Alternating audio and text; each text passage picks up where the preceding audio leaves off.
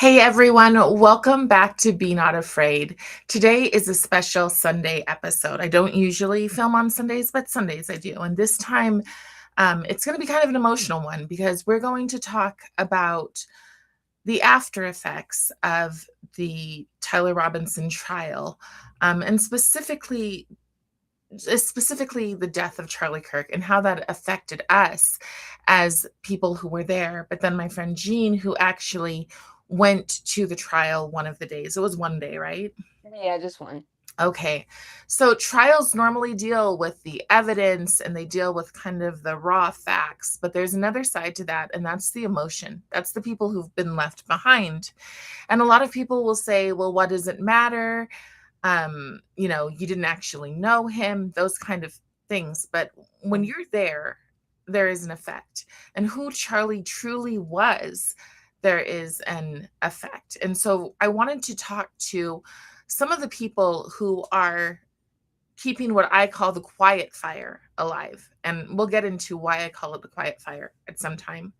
So today's guest, like me, was there that day. She witnessed the aftermath. She spoke with people at the scene. She's spent time outside the courthouse. And she also was in the courthouse. Um, one of the days that Erica Kirk was there. Well, I guess Erica was there all of those days. So, Jean, thank you so much for joining me today. Thank Yeah, you of for being course. willing to have this conversation. Thanks for having me.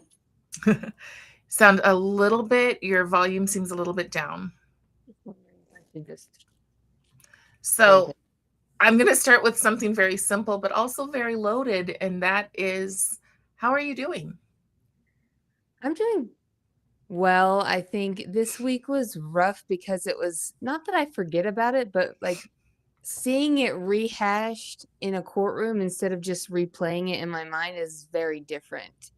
And also because Tyler Robinson was there, Erica Kirk was there, some of their, famous conservative celebrity friends were there. So it gave it a refreshing, it was fresher than it's been. So it was rough. Why was it rough? Were you, first off, were you scared to be there at all? Um, I wasn't because, well, I went Monday, but there was too many. I didn't know the process of getting in. So there was a lot of people there. It was kind of jarring as some of my friends noticed that there were snipers on the roof, but I figured I was safe because of the amount of police that were there. And But when also, we went to camp out overnight, the four of us got there at midnight. And while there was a squad car in the parking lot, there was not an officer inside. So we did feel a little bit nervous. In fact, Danae brought some pepper spray, and we got big rocks like from the courthouse flower beds because we were there by ourselves. Four women. There was a man walking around in the middle of the night, and so yeah, that was a little bit scary. were there people who were anti Charlie Kirk waiting in the lines? Yes, it turns out there were.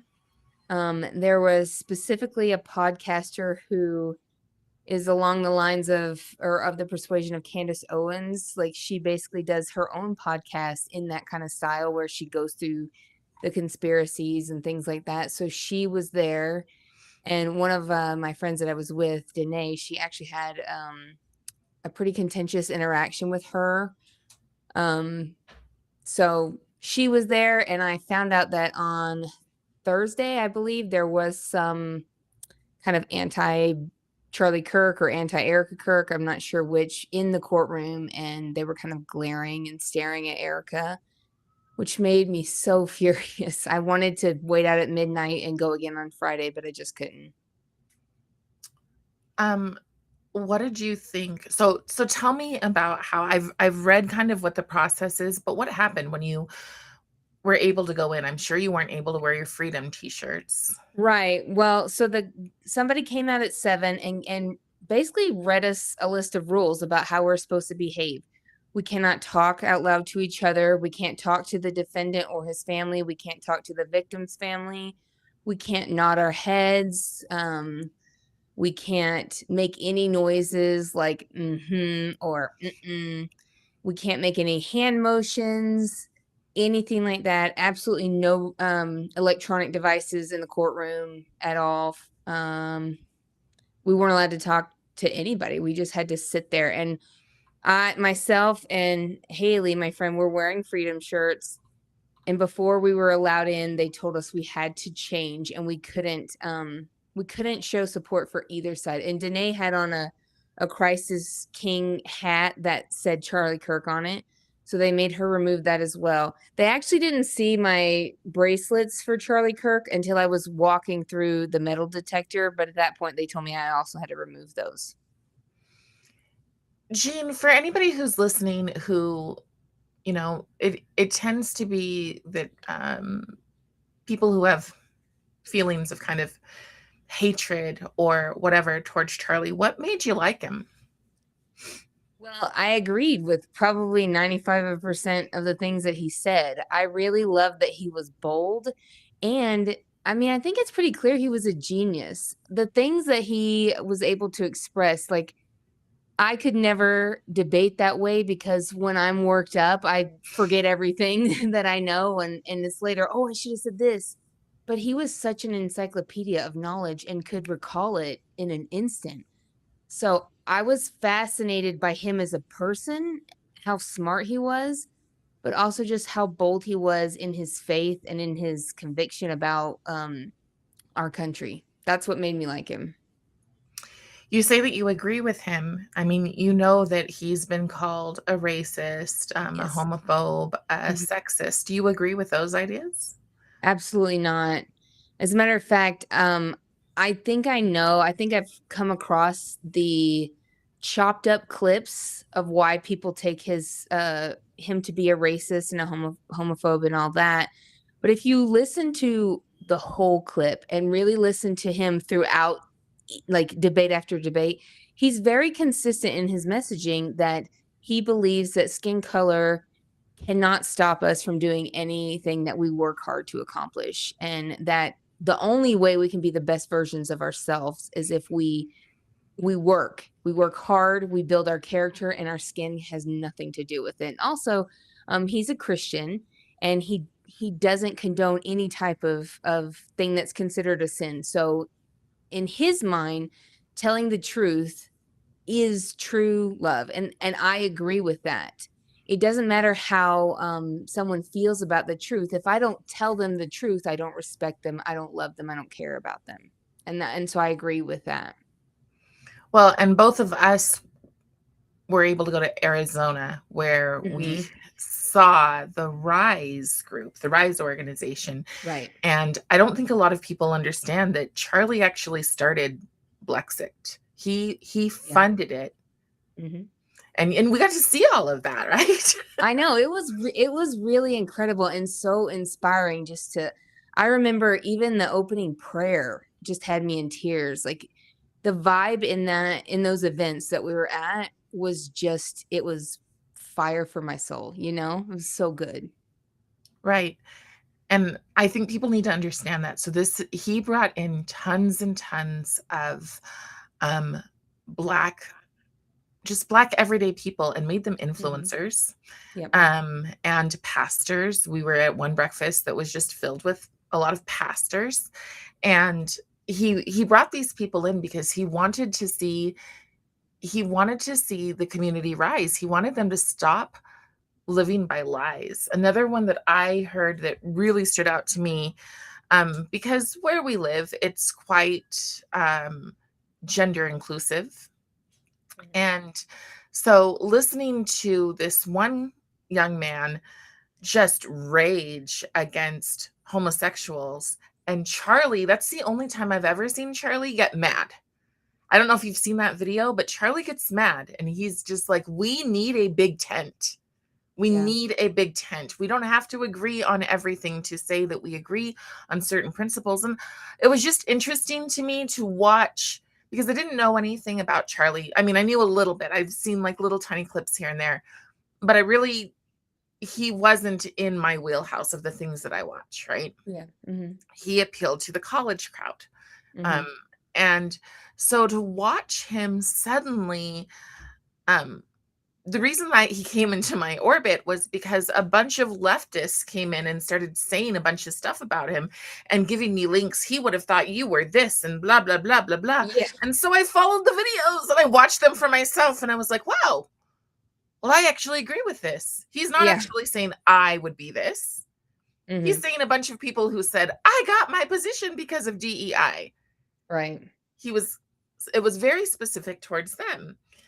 And we take things out of context to the Yes. point that what I'm most concerned about, we're creating a lot of people who hate. Yes. So, what was your feeling afterwards, after he died? Well, first, let's go back to that day. You were Sure. there Yes. on September 10th. Mm-hmm. How'd you feel?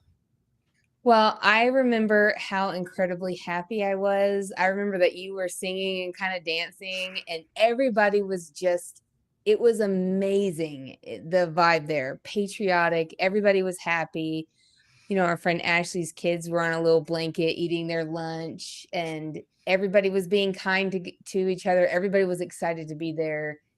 It was incredible in those moments. Do you And remember the people up on top?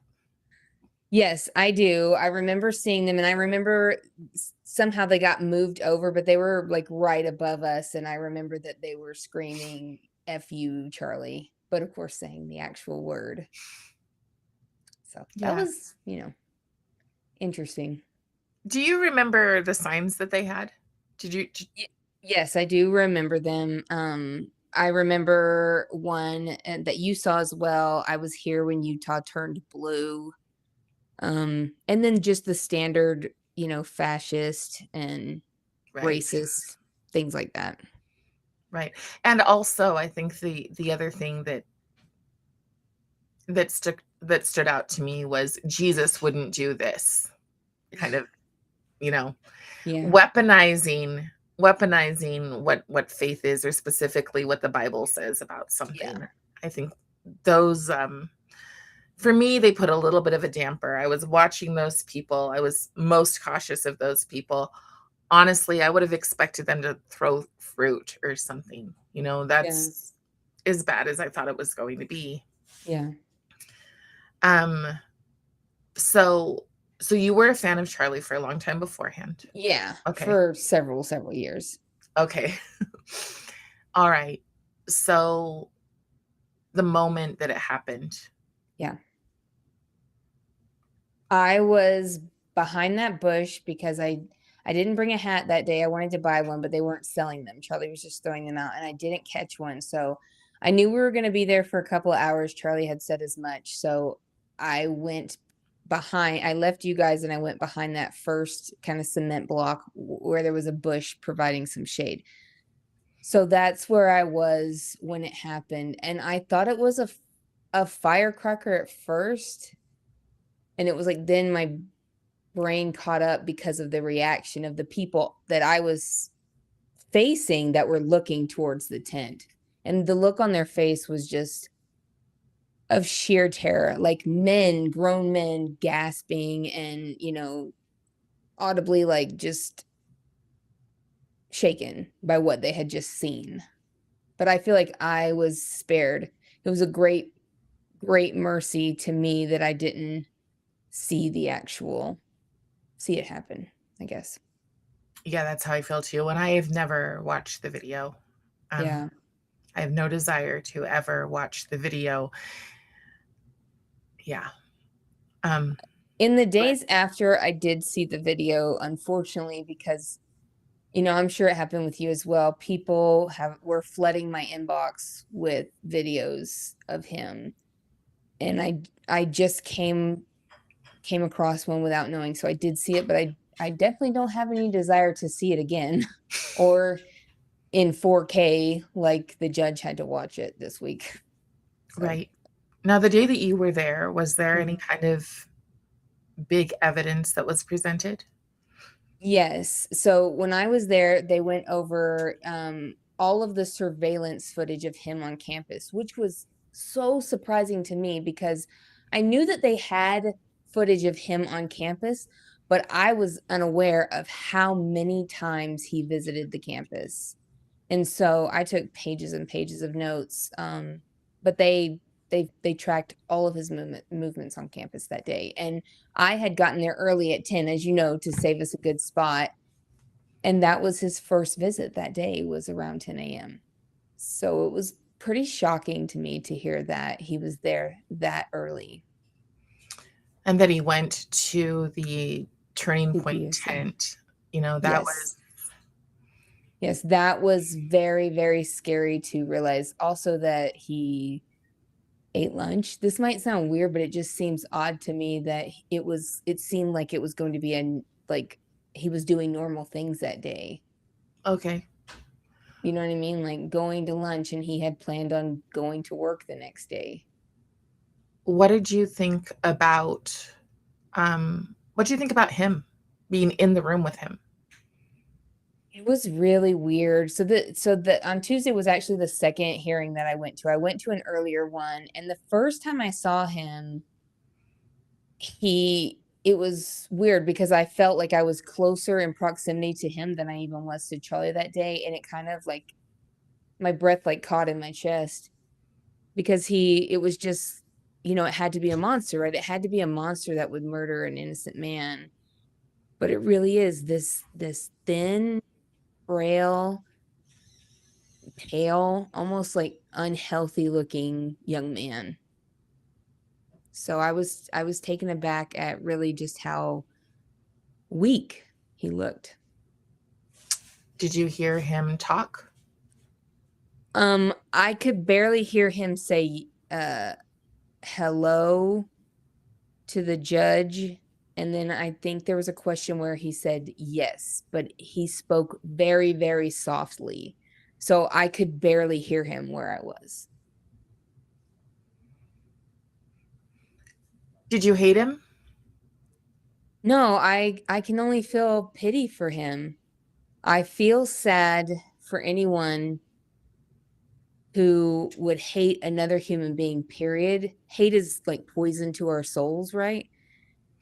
But to hate someone to cause you to take their life, you become a murderer. You basically forfeit your life here on earth, and then to think that he's going to have to face judgment and answer for that. I can only actually feel sorry for him. I do feel anger about something, though. I feel anger about the ideology that turned this young man, who probably had a bright future, who knows what he would have gone on to do, that could turn a young man within a few years into a murderer. So I have much anger about that, but hate for him, no, I just feel sorry for him. So what ideology do you think did that? Well, he is definitely clearly the liberal ideology, trans ideology. His boyfriend was a transgender furry, reports I've read. But for him to think that, like, biblical principles, because that's what he said. He said some hate can't be negotiated. So, what were Charlie's principles? Biblical values and conservative values. For him to think that those are hate, whatever his ideology teaches, is not only that we're different from conservatives, but he thinks conservatives should be exterminated. So, yeah, I don't know what kind of radical things he listened and watched to, but clearly they had an effect on him. So there is something out there that is the opposite of biblical values and conservative values, that is teaching children to hate. Well, Jean, I think that there's a lot of people who tend to believe that people who don't see the world exactly as they do should be exterminated. Yeah. And the fact that it is young people, um, and oftentimes these people are made heroes if they survive.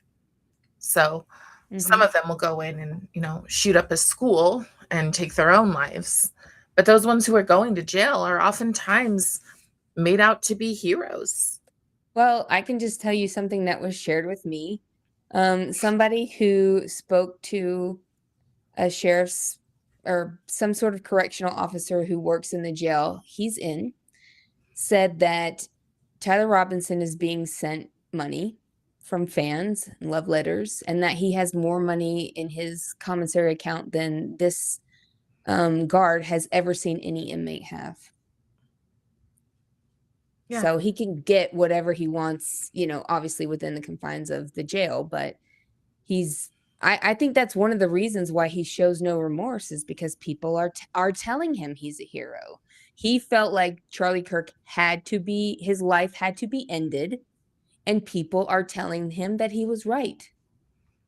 Right. They think that it's being done for the greater good. I know Yes. that as soon as the universities, and I've heard this from more than one teacher, I've also eavesdropped because there were days after when people could write on chalk around the school, right? Yes. And so people would stand there and they would talk about it. And I heard two staff members there talking about how a lot of teachers just chose to go on with the day. And I think that that's an important thing for people to understand. So, yes, it wasn't that long before the schools were evacuated, but before the evacuation, some teachers were just like, we're just going to pretend it's a normal day. The same thing was happening in high schools around the state. Many teachers, not all, there were some teachers who said, no matter what you think of a person, they deserve to not be killed, Yeah. which again isn't going far enough. Right. Is because you're still presenting that, well, he had some bad ideas. And that is your opinion, right? Yeah. Hmm. But the fact that these kids are out there, a lot of them who went in support of, right? Hmm. Um, excuse me for my little lunch breaky here. But a lot of them who were in support. I mean, we were there were thousands of kids, young Yeah. people out there. Hmm. And then for them to be kind of corrected is what I would say. And for people to say, we're not even going to say his name, which I watched a lot of, the ideology, it's not just that there's this pale gamer kid in his basement watching TikTok videos, it's that it permeates. There's a lot of places where this is coming from, this idea that we don't deserve to exist. Hmm. And I think that's the issue that I was watching somebody who said, why do you even care? You didn't even know him. And it's like, because there's a reason people wore "We Are Charlie Kirk" shirts. Hmm. He said and did things that we didn't feel that we could. Yeah, and I think that that day you didn't just see people who were okay with a man that they disagreed with dying, they were okay with you dying. Because even when they would say no one deserves to be killed, however, when you say things that are harmful to others, like no, people don't deserve to die for what they believe. Full stop. That's where it ends. But it's like they were justifying, well, he shouldn't have been killed, but he really said some things that were hurtful. Just so even in their own way, they were normalizing it, like giving it, making excuses for it. It should have been outright condemned and no other details added. Okay, on that note, then, if people Hmm. shouldn't be exterminated for their beliefs, Yeah. what do you believe should happen to Charlie? I mean, not Charlie, I'm sorry, Tyler. Well, I believe he's entitled to a defense and a trial by jury. If he is convicted, I believe he should be given the death penalty. Um, I believe that if you kill someone, that you should get the death penalty. I also believe that depending on the violent nature of your crimes, if society deems that you're not safe enough to live in society ever again, then you probably should be put to death if your crime is violent. And this, of course, I feel like was there's extenuating circumstances, right? Because not only did he kill a man, he risked the lives of 3,000 people. I mean, he could have bumped or slipped and killed any one of us. And there were children present. There were babies present. And the fact that he would commit that horrific act, put us all in danger, and it was psychologically damaging for all of Yes. us. So Yes, for 3,000 people, we are victims of that violence of that day. I've talked to people who have nightmares constantly, who can't or don't want to leave their home. They get scared to be in public. I mean, there's people that have been in therapy since that day. So I feel like everyone that was a witness there was in some way a victim of that crime. well, and Jean, you went with me to a conference where we Yes. were able to, I mean, we were around many people of influence in this Yeah. space, and not they didn't even stop. They were extremely scared of Yeah. what was going on. Um and I think that, and even their spouses were like, why do you have to go to this? And if you remember, Right. I still won't say the name of the conference, but Mhm. we were locked down. We weren't even allowed to like take pictures and share them beforehand because it is scary to be in this space Yeah. of simply saying, we're not going to bow down to lies. Yeah. That's all we're saying. And this is where that quiet fire comes from. We're all the people who say it with words and gently Yeah. because we're pushing back something that when it explodes, I'm very, very conscious that when this explodes, when people have had enough, it will be deadly. Yes. And Charlie had said that months prior. He said it was going to get violent. He said he hoped he was wrong, but that he felt like it was going to be violent. And I don't think it will stop just because, like, I don't think anyone's learned a lesson because of what happened. Because the people that felt that way before, they gave excuses, and they've seen that it really had the opposite effect where more people are willing to stand up for what they believe in, and say that. So there's kind of a revival. So I think in that way, it's divided people more. Like, it's pushed people off of the sidelines to either camp. Yeah. Um, I don't know if revival, I mean, I saw a post the other day that just it made me so angry, not because they're winning, but Yeah. because it was their goal and they've bluntly said it. You Right. wanted a martyr, we gave you a meme. And I know that's what they've tried to do. Yeah. I've seen it. I've seen high schoolers walk around, playing the music and laughing, um, because they were presented half truths. Well, that's kind of what I mean. Like, to us, he is a martyr, right? To people Right. on the right, conservatives, Christians, he is a martyr. He has it's kind of fanned the fire in our souls, but to them, they make jokes about it. So it's Yes. pushed them further because a man has been murdered, but they think it's a meme. Well, what So, we need to realize is that what they think is it's a revolution. I was listening to a DSA, someone leaked some DSA, which is Democratic Socialists of America, and they've said this woman literally looks into the camera and she goes, "Well, who said the revolution wasn't going to be bloody?" right. And that was this week, you know. Yeah, well, I So mean, one of the national newscasters, and I think it was CNN, but I'm not sure. He said, "Well, who said protests have to be peaceful?" So right. that's the direction that they're going, Yes. And it's extremely totalitarian. And the thing about Charlie is that he sat and talked. right? These people aren't going to sit and talk. When they feel threatened and that there's no escape, what does a caged animal do when there's no escape? Hmm. They turn wild, and I Right. think that is something that we need to really, really pay attention to. And it's a little bit frightening. Let me see. I want to stay that we're on track here.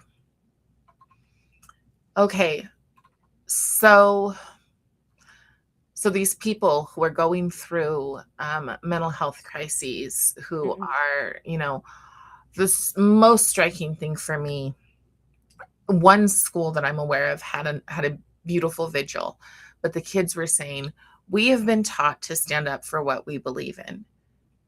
How do we do that when we could get shot for it?" Do you feel that carrying forth and, taking this message out, do you feel like it's dangerous for you? It is dangerous. I think it's dangerous for all of us. I mean, when we were at the vigil for Charlie Kirk on Friday night, we asked for police presence, like we called Orem Police and asked them to come out because we don't feel safe. I have 3 children that I have to think about being here for. So, but if I were like if my children were grown and or I was younger and single, I would probably be bolder, but I think that there is a risk. There is a very real risk that you have to face when you decide that you're going to speak up for truth now. Because the truth to some people is actual violence. Like that's what they think, actual violence against them. And so in their mind, it's anything that they do to you is self defense. And we know it's not wrong to defend yourself, so they feel like they can and that it's justified. And that is a very, very scary thing to think about when you're going out in public. I have stickers on my car that people know I'm conservative, but I always have to wonder if when I go back to my car, is it going to be keyed? Is it going to be vandalized? Is someone going to spray paint it? I think about that all the time. I'm trying to be bold in my beliefs and faith because I want to do that because Charlie ultimately paid that price. So it's just like with soldiers. I want to be the kind of American that's worthy of the blessing of freedom. And so I want to be the kind of Christian that's going to be bold and speak the truth no matter what it costs me. So I'm careful, but I refuse to be silent. Did the police show up and guard your event? There was campus police. There were 6 police officers, and I did notice that, but the Orem police did not send anyone extra out, as far as I know. Yeah, I think that that's another thing that people need to understand in this battle, and we need to understand that it is actually a battle. I was listening to something yesterday that talked about how the goal is to eviscerate the middle class, and the middle class won't fight back because they're comfortable. So you've got people up here telling people down here what they should think and how things are going to get better for them. And these people down here have been convinced that these people in the middle are their problem, and they Yeah. they don't understand. And I don't mean to laugh, but I can't. I don't have anything. You said you don't have anything but pity for Tyler. Yeah, I do have pity for Tyler. At the same time, I mean, I'll just be honest. I believe he did it. I So do too. I believe that I believe there's a ton of questions that we could get into that people never want to ask, or For sure. but For sure. I going yeah. to the Tuesday, actually there's now things I have questions about that I didn't know before. Okay.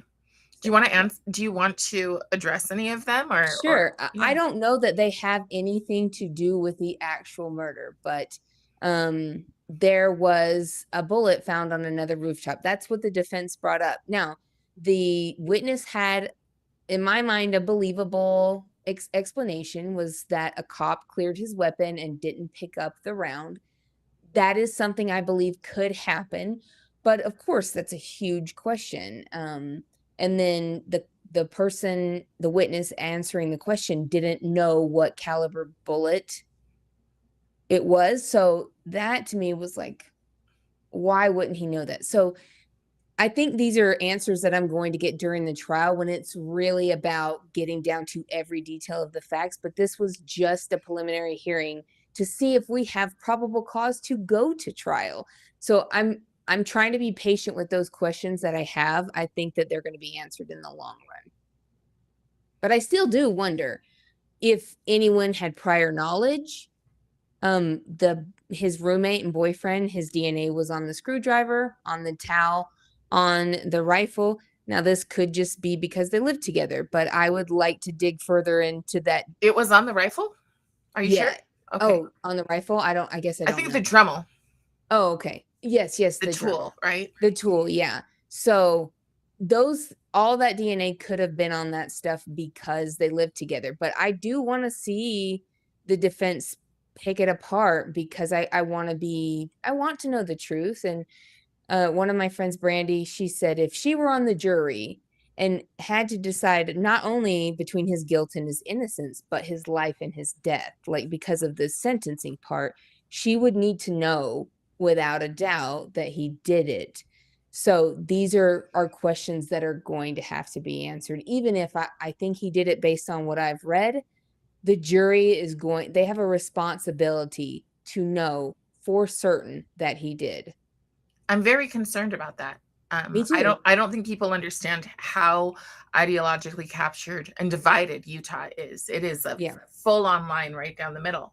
Mm-hmm. So I have every reason to expect that somebody who wants to be on the jury, Yeah. say a member of the Democrat Socialists of America or these other groups, would just scrub their socials Mm-hmm. so that they look like they're totally neutral, but they're not. Right. And Yeah. it All doesn't we matter can what do is evidence. we can't really guarantee that a juror won't come in there biased, right? So what we have to do, what the only thing we can do really is pray and hope the lawyers are very vigilant with their questioning when they're Yeah. doing that jury selection. Well, and that's where when you said vigilant, I thought vigilante. There will Yeah. be people who there will be people who Who want to get on the jury for both sides. There'll be people that want justice for Charlie, and there'll be people that want to but see I think Tyler that let if go. Tyler walks, there would be people who would do vigilante justice. I do.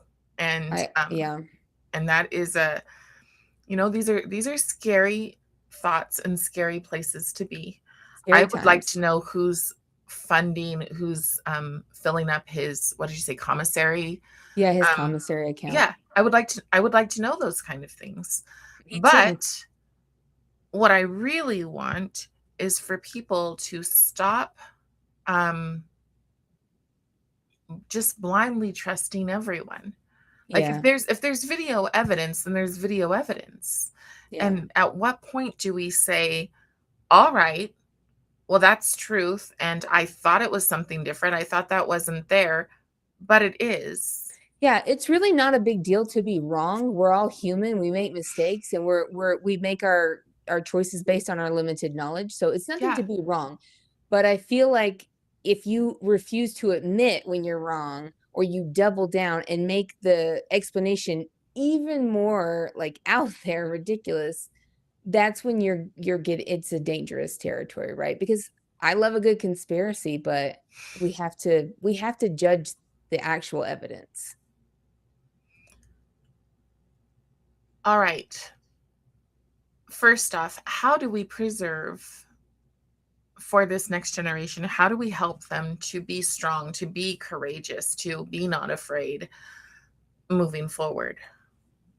Well, Charlie said, how we win is we make more good people than bad people. How we make good people is we teach them in our homes about Jesus Christ and about the true story about the founding of our nation. We have to give them truth and guidance.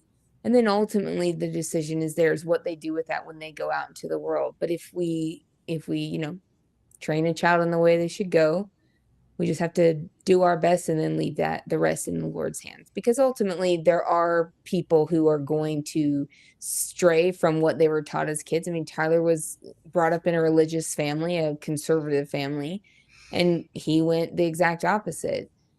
But I definitely think that we are getting away from having strong conversations in our own homes and teaching our kids, because I think we used to there was a time where we would rely on schools to teach them a love of country. That time, if there ever was one, is long past. It's long past. We cannot trust anyone to teach our children the truth except for us. Yeah, the train up a child, I think we need to remember that that is what's happening.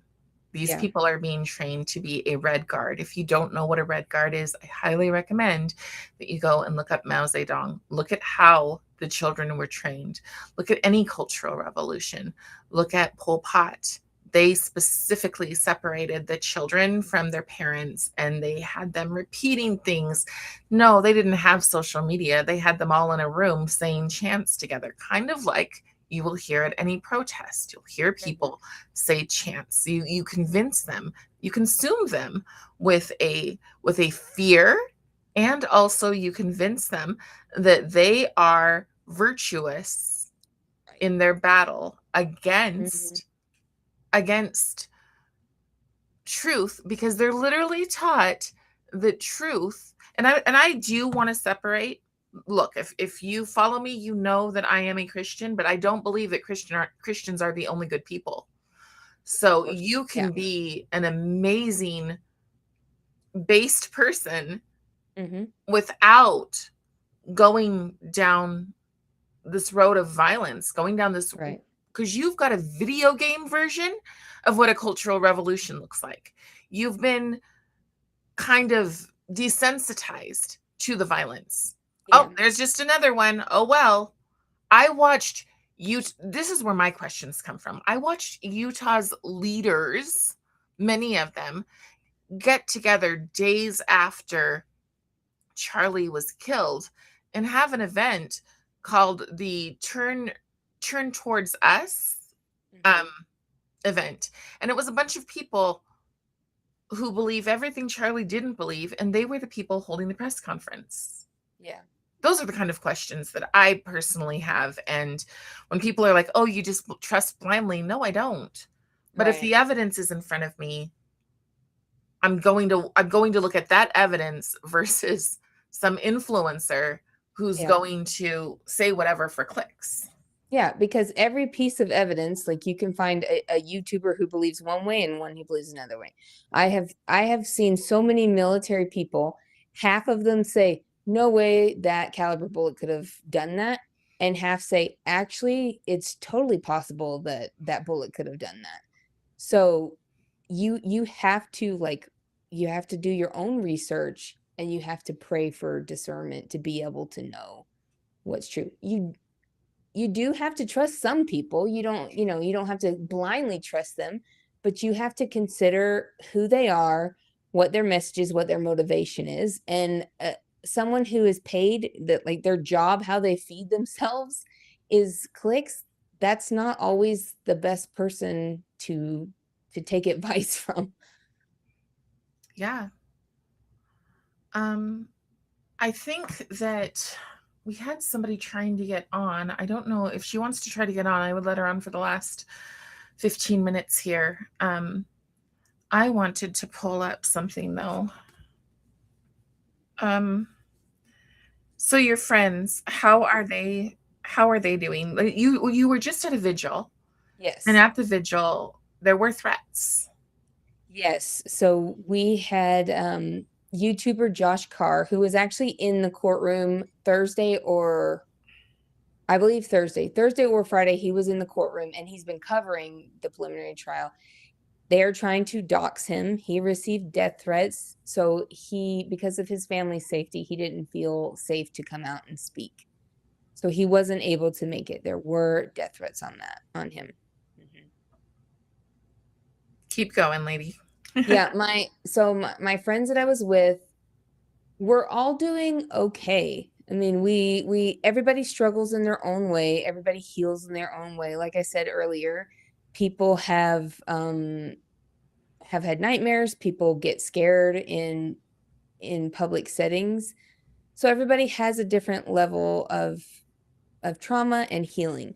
And it can change day to day. There are days when I'm okay. I'm really fine.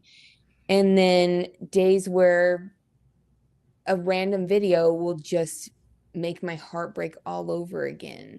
So I take my healing day by day, because some days I need a little extra support, and some days I'm ready to just get out there and be bold, and some days I need to stay home and take care of myself.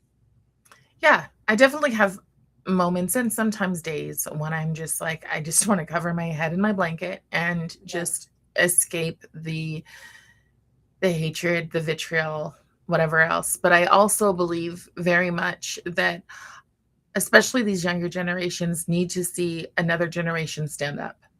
Yes. Like we I had the I, greatest generation to I look at, believe that right? too. Yeah, for And sure. and our generation, we have been told over and over and over again to be peacekeepers Mm-hmm. rather than peacemakers. Mm-hmm.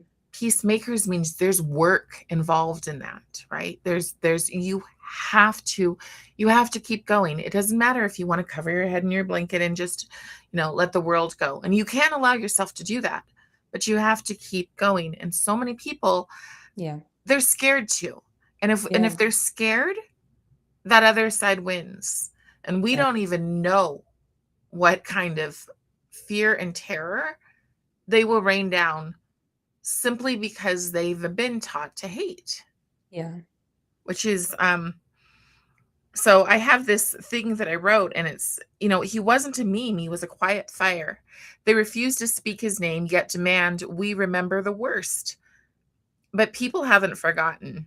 Though fear silences them now, courage is growing quietly and fiercely.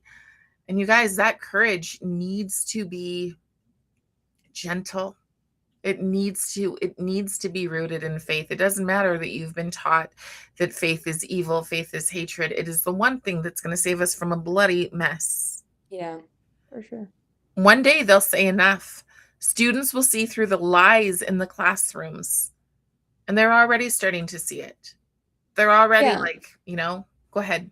Well, I was just gonna say, we got to go to Amfest, you and I, Yeah. and the front was reserved for students, and you could feel it with them. This has given them courage. They feel the strong desire, the calling, if you will, to pick up the torch, to pick up the mic and move on. It's just like when you see those old war movies, and the person holding the flag is taken out, somebody else picks it up and pushes forward.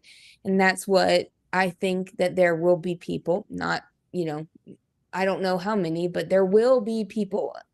And A I'm remnant. optimistic to think that those of us with us are outnumber those that are against us. Good outnumbers the evil. And I would like to believe that that's always the case.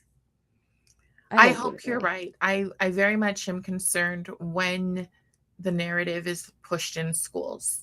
When a Yeah. narrative of we don't say his name, but we do say George Floyd, we do say Breonna Taylor, but we don't say Charlie Kirk is pushed in schools, then I think that it's time that we wake up. I think it is time that I we gird agree. our loins and that we really stand. You can't just go, oh, well, it didn't happen here. It's not a big deal. He did say some mean things. You can't Yeah. do that.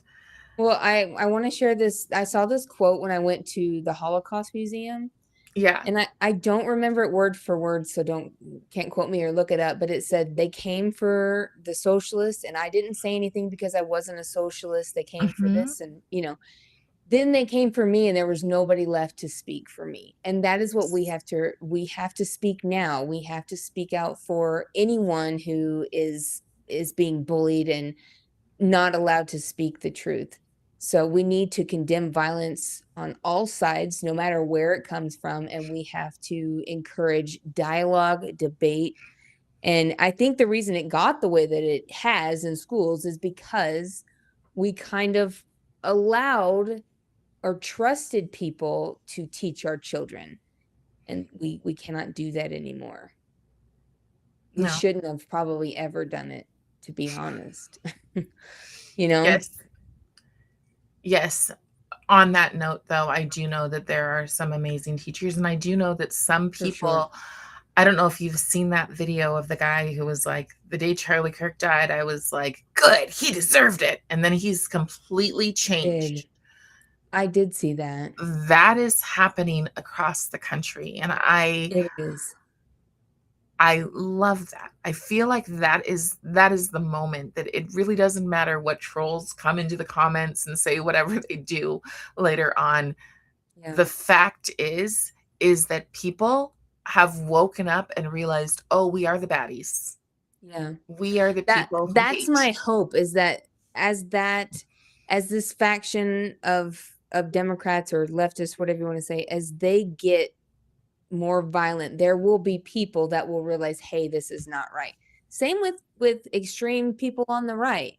If Yeah. there is if they go too far, you know, then we need to be able to say that is not the case. Like if it It's ever not a gets to the line, you point, guys. It's a full-on circle. And right? extreme is extreme, but I Yeah. also think it's really important that we don't just say Democrats, because there are tons of progressive Republicans who also would say, "Ooh, she Yes, said hurting that's why I say words."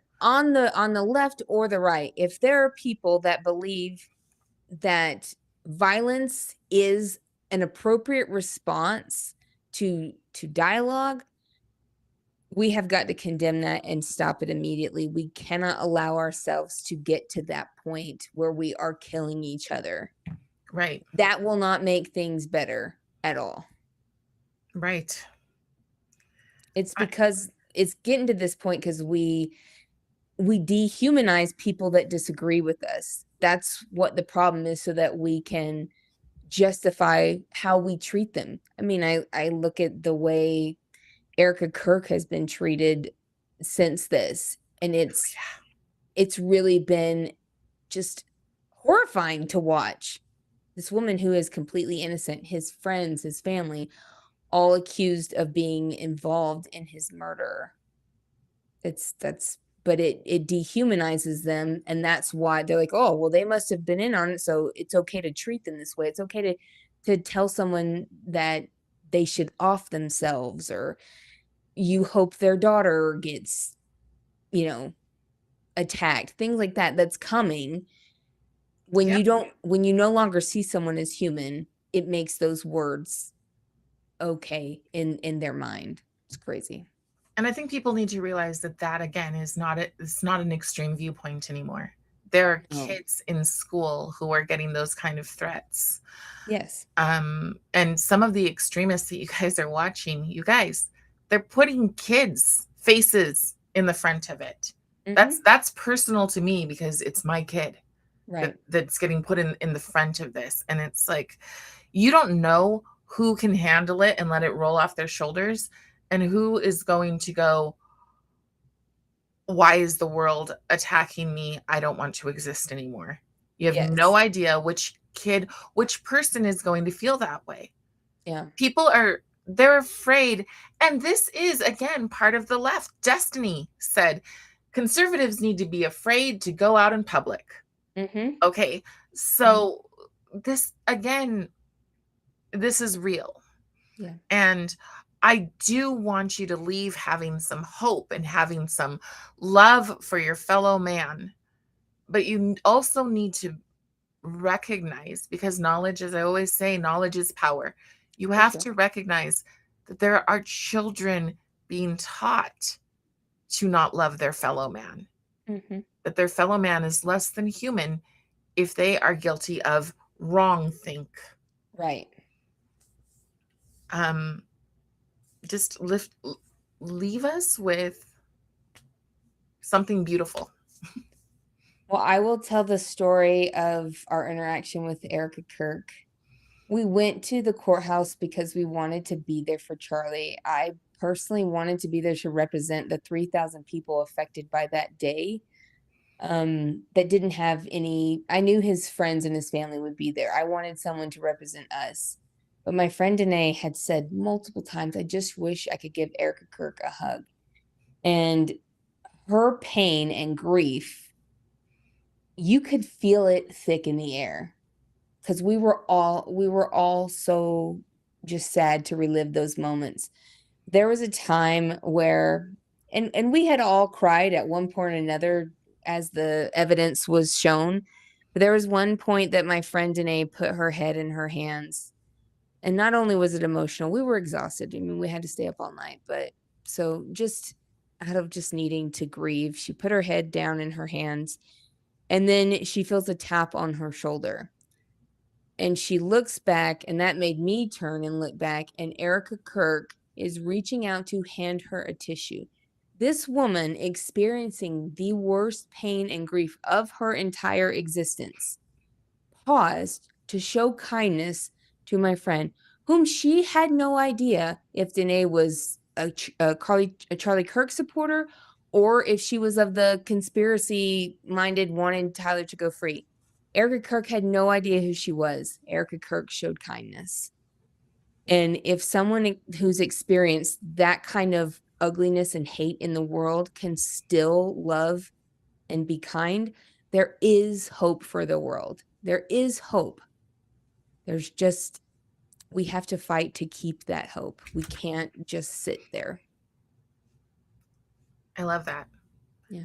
Yeah, we found out Erica was talking at AmFest, and she had said that she doesn't sleep in her room. I don't know if that's now, because this was only, a couple of months after the event. But she sleeps in the room with her little girl.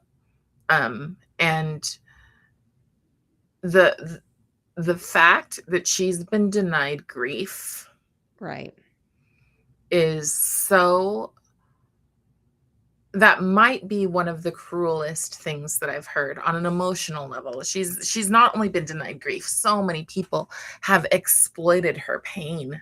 Yes. And I think that, and let me be super clear, I've never met Erica in my life. Ever. I mean, I've seen her. I saw her at AmFest speak on the thing. I think that when you become people who judge what she wears, yes, whether it be jewelry, clothes, makeup, yeah, it's like you've really fallen. And people will say, well, how dare you? You're not an, and I'm like, because it's common sense. Because I teach. And if children walked into my class and judged each other for what they wear, not like boys teasing each other because they're besties and they're having a good time, but really that cruelness of that kind of thing, I would stop it immediately.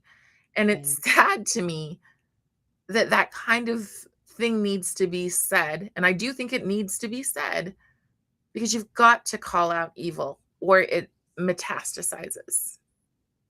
Absolutely. So, Jean, thank you so much for being with me today and having this conversation on a Sunday. Yeah. Thank you for being there and for representing those of us.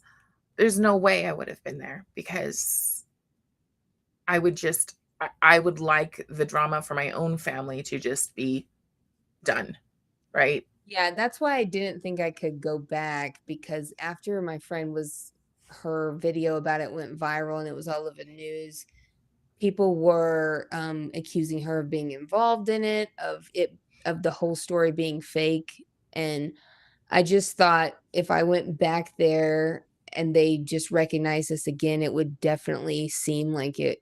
I didn't want to play into that. I didn't want anything to be taken away from what they were there to do, which was look at the evidence. Yeah. Yeah. And again, I think that there can be good people who are not people of faith. Absolutely. I know many of them. Yeah, same.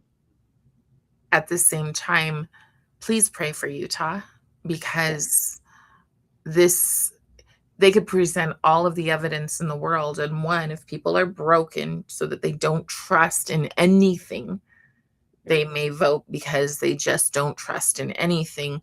But then there will also be people who will try to be on that jury because they're ideologically captured.